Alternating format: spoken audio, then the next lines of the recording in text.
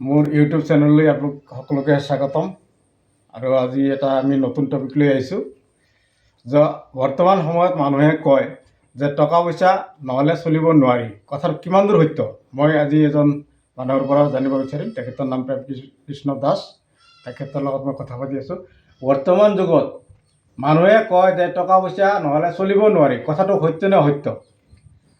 এই কথাভাগিৰ এটা বিস্তাৰিত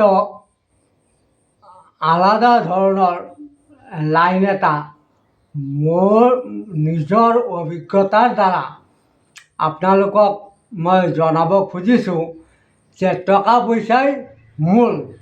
কিন্তু এই কথাটোৰ সম্পূৰ্ণ মিছা কথা।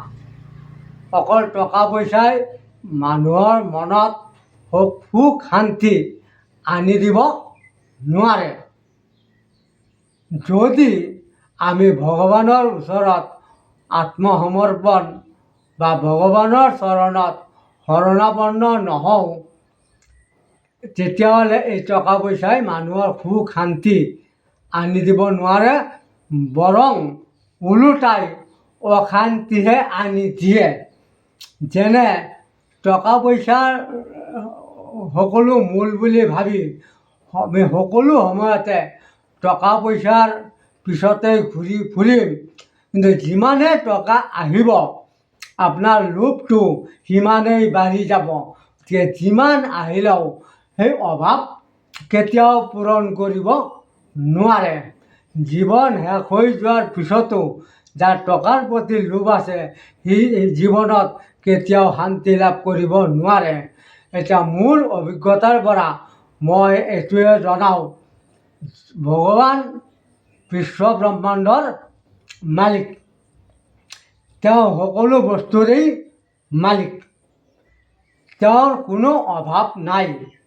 গতিকে তেনেকুৱা এজন ভগৱানৰ ওচৰত যদি আমি আত্মসমৰ্পণ কৰোঁ, তেওঁৰ চৰণত শৰণ লওঁ, আমি ইমান টকা পইচাৰ নহ'লেও আমি সুন্দৰভাৱে খাই বৈ আমাৰ প্ৰয়োজনীয় বস্তুখিনি গোটাই আমি সুখী জীৱন লাভ কৰিব পাৰোঁ।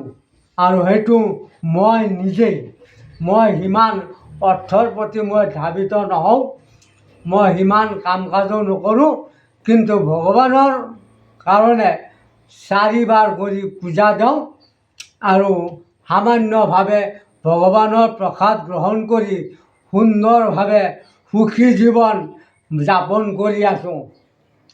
তো শ্ৰদ্ধেয় ৰাইজ, আপোনালোকে আজি আমাৰ লগত থকা সন্মানীয় কৃষ্ণ দাসৰ পৰা জানিব পাৰিলে যে টকা পইচা নহ'লেও যে আমি সুখী, এই কথাটো আপোনালোকে কিমান দূৰ গ্ৰহণযোগ্য বুলি ভাবে। তো ভিডিঅ'টো চাই আপোনালোকৰ ভাল বেয়া এটা প্ৰতিক্ৰিয়া আমাক জনাব। তো পৰৱৰ্তী এনেকুৱা আৰু ভিডিঅ' লৈ আহিবলৈ যাতে উৎসাহিত হ'ব পাৰোঁ। ধন্যবাদ।